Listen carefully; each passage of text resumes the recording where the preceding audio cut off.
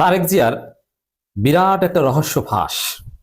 এটা হচ্ছে এমন যে তারেক জিয়া যে ব্যর্থ হবেন, তিনি যে বাংলাদেশের প্রধানমন্ত্রী হতে পারবেন না, এটা 17 বছর আগেই ঠিক হয়ে গিয়েছিল। মজার বিষয় দর্শক, 17 বছর আগে মুসলেকা দিয়ে দেশ ছেড়েছিলেন তারেক জিয়া। কিসের মুসলেকা? যে আমি আর রাজনীতি করবো না, আমাকে ছেড়ে দাও, আমাকে আর পিটাইও না। হ্যাঁ, তারেক রহমান মজলুম ছিলেন। তারেক রহমান অপরাধ করেছেন, দুর্নীতি করেছেন, হাওয়া ভবন কেলেঙ্কারি থেকে শুরু করে এমন কোনো অপরাধ নেই যেটা তারেক রহমান করেন নাই। কিন্তু এই বলে কি তাকে পিটিয়ে কোমরের হাড় ভেঙে দিতে হবে? না, এটা অন্যায়। তারেক রহমান অপরাধ করেছে, আইন অনুযায়ী তার বিচার হবে। যে দুর্নীতি করেছে তার বিচার হবে, অর্থ পাচার যা করেছে 10% খাম্বার বিচার হবে, তার শাস্তি হবে। কিন্তু তাকে পেটাতে হবে, এটা মানবাধিকার লঙ্ঘন। এই যে ঝুলিয়ে পেটানোর যে ঘটনা, এটা মানবাধিকার লঙ্ঘন ছিল এবং ভয়ানক মানবাধিকার লঙ্ঘন। যদিও পেটানো হয়েছে মূলত খালেদা জিয়াকে ব্ল্যাকমেইল করার জন্যই, খালেদা জিয়া যাতে সন্তানের মায়ায় দুর্বল হয়ে যান। এবং আসলে হয়েছিল। ব্যারিস্টার মওদুদ আহমেদ এই বিষয়ে তার বইতে স্পষ্ট লিখেছিলেন, দেশের বৃহত্তর স্বার্থে খালেদা জিয়া সিদ্ধান্ত নিতে ব্যর্থ হয়েছিলেন 2008 সালে। সন্তানের স্বার্থে সিদ্ধান্ত নিয়েছেন। খালেদা জিয়া তখন জননেতা হিসেবে সিদ্ধান্ত নেন, একজন মা হিসেবে সিদ্ধান্ত নিয়েছেন। খালেদা জিয়াও তো রক্ত মাংসে করা একজন মানুষ ছিলেন। এখন সেই পরিস্থিতিতে ভয়ানক নির্যাতনের শিকার হওয়ার পর, ভয়ানক নির্যাতন it's true, but in compare with other নির্যাতন এটা তেমন কিছু না। শিবিরের সাবেক সভাপতি দেলোয়ার হোসেন যে নির্যাতনের শিকার হয়েছেন, ডক্টর শফিকুল ইসলাম মাসুদ যে নির্যাতনের শিকার হয়েছেন, সেই তুলনায় তারেক রহমানেরটা তেমন কিছু না। শিবিরের ছেলেরা যে নির্যাতনের শিকার হয়েছেন, তারেক রহমান তার ধারে কাছেও না। তার যতটুকু নির্যাতনের শিকার হয়েছেন এটাই অনেক, আমরা কোনোটাই সমর্থন করব না। সেই তারেক রহমান মুসলেকা দিয়ে লন্ডনে চলে গেছেন। কিসের মুসলেকা? রাজনীতি করবো না। ওই দিনেই ওই মুসলেকা, 17 বছর আগের সেই মুসলেকাই হচ্ছে তারেক রহমানের ব্যর্থতার ভিত্তি, কলাম। যে তারেক রহমান আর জিততে পারবে না, তার পক্ষে নির্বাচনে যেতে আদৌ সম্ভব নয়, তারেক রহমানের পক্ষে প্রধানমন্ত্রীও সম্ভব নয়। ওইটি শেষ। পরীক্ষা তখনই ফেল করেছেন। যদি পাশ করতে পারতেন তাহলে তিনি আজকে হতে পারতেন। পাশটা কি দেখেন, খালেদা জিয়াকে আপসহীন বলা হয়। অনেক ভুল ত্রুটি করেছেন না খালেদা জিয়া? খালেদা জিয়ার আমলেই বাংলাদেশে সবচেয়ে বেশি দুর্নীতি হয়েছে, কিন্তু তারপরও খালেদা জিয়া আপসহীন নেত্রী কেন? তাকে বারবার বিদেশ যাওয়ার প্রস্তাব দেওয়া হয়েছে, আপনি বিদেশ চলে যান, কিন্তু যাননি, তিনি দেশে থেকেছেন। খালেদা জিয়া পরীক্ষা পাশ করেছেন। এই জায়গায় আজকে যে আলাপ আলোচনা হচ্ছে, লন্ডন ফেরত মুফতি, আবার সাজিস আলম বলছেন দেশের বাইরে বসে বাংলাদেশে ভাগ্য নির্ধারণ করার দিন আর নাই। আমির জামাত বলছেন বসন্তের কোকিল 17 বছর পরে সে কুহু কুহু করছে। মানে এটা স্পষ্ট যে বাংলাদেশের জনগণ কোনো বিদেশি নেতাকে মানতে চায় না। সারা বছর 17 বছর বিদেশ থাকবেন, আর বাংলাদেশে মানুষ রক্ত দিয়েছে, জেল খেটেছে, জেল থেকে বের হয়েছে, আর আপনাকে বিদেশ থাকতে হয়েছে। না, এরকম নেতা তো আমাদের দরকার নেই। আমাদের নেতা দরকার এরকম, যিনি বাংলাদেশ ছেড়ে যাবেন না, যিনি জেলে যাবেন, জেল থেকে বের হবেন এবং এইভাবে বাংলাদেশের ভাগ্য পরিবর্তন করবেন, যিনি যে কোনো পরিস্থিতিতে বাংলাদেশেই থাকবেন। যে দেশ ছেড়ে যাবে সে তো আমাদেরকে বিপদে রেখে চলে যাবে। যেমন হাসিনা আওয়ামী লীগকে বিপদে রেখে চলে গিয়েছে, আওয়ামী লীগের লোকজন গণধ লাগিয়েছে, আর হাসিনা ঠিকই চলে গিয়েছে। হাসিনা না চলে গেলে হাসিনা হয়তো বা জেলে থাকতেন, কিন্তু ওইভাবে আওয়ামী লীগের উপর নির্যাতন হতো না, ওইভাবে সবকিছু ভেঙে ফেলা এটা ঘটতো না। যে দর্শক,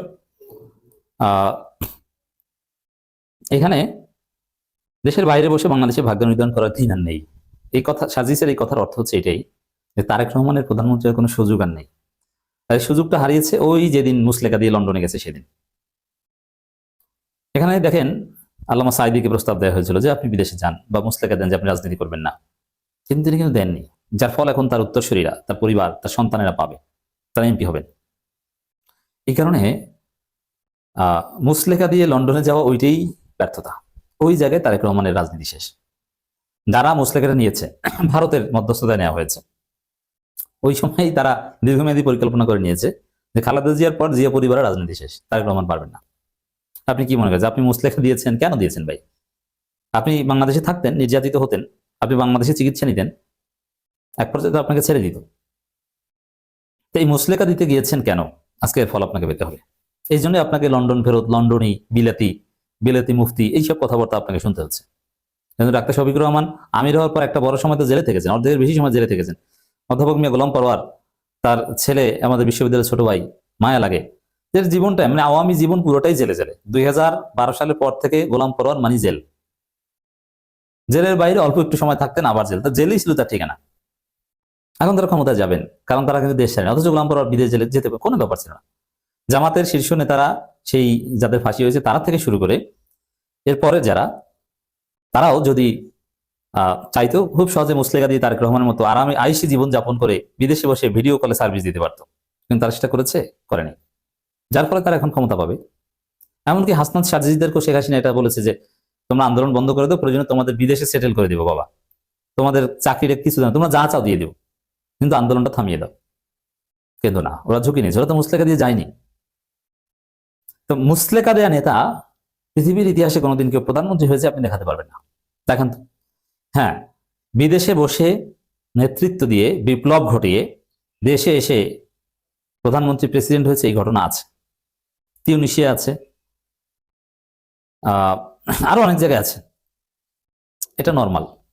কিন্তু সেটা বিপ্লবের মাধ্যমে, এবং বিদেশ থেকে এসে দেশে এসে প্রধানমন্ত্রী হয়েছেন যারা বিদেশে গিয়েছেন তারা মুসলেকা দিয়ে যাননি, কিন্তু তারেক রহমানের সমস্যা হচ্ছে মুসলেকা।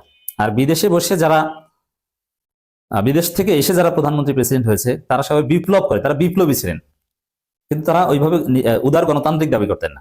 আর তারেক রহমান তো বিপ্লবকে ওন করেন না, যে আমি বিপ্লব ঘটিয়ে এসেছি, না এরকম না। বিএনপি বলে যে আমরা গণতান্ত্রিক দল, গণতান্ত্রিক দল, তাহলে আপনি পালালেন কেন? আপনি যদি বলেন বিপ্লবী দল মানে আপনাকে মেরে ফেলবে, আপনাকে আন্ডারগ্রাউন্ডে থাকতে হবে, তখন আপনি গুপ্ত থাকবেন। কিন্তু গণতান্ত্রিক দল মানে গণতন্ত্রের জেল জুলুম আছে, কিন্তু আপনি আপনার নিয়ম অনুযায়ী আপনি কাজ করবেন। অতএব বিপ্লবী দলের ক্ষেত্রে, বিপ্লবী নেতাদের ক্ষেত্রে, যেমন আয়াতুল্লাহ খামেনি, রশিদ গানুশি, এদের ক্ষেত্রে অনেক ক্ষেত্রে হয়েছে এরকম, এরা বিদেশ থেকে এসে দায়িত্ব নিয়েছেন, কারণ তারা বিপ্লব করে এসেছেন এবং তাদের দল নিষিদ্ধ ছিল। কিন্তু বিএনপি একটা বৈধ দল, তাদের দল নির্বাচন করত, তাদের দল প্রধানমন্ত্রীর সাথে গণভবনে ডলাডলি করতো 18 সালে, মনে আছে না? কিন্তু তারেক রহমান নাই কেন? ওই যে মুসলেকা দিয়েছেন। এই জন্য কোনো গণতান্ত্রিক নেতা যিনি বিপ্লবী নন এবং মুসলেকা দিয়ে 17 বছর বিদেশ থেকে এসে প্রধানমন্ত্রী হতে পারেন নাই, এরকম কোনো এক্সাম্পল নাই, এটা সম্ভব নয়।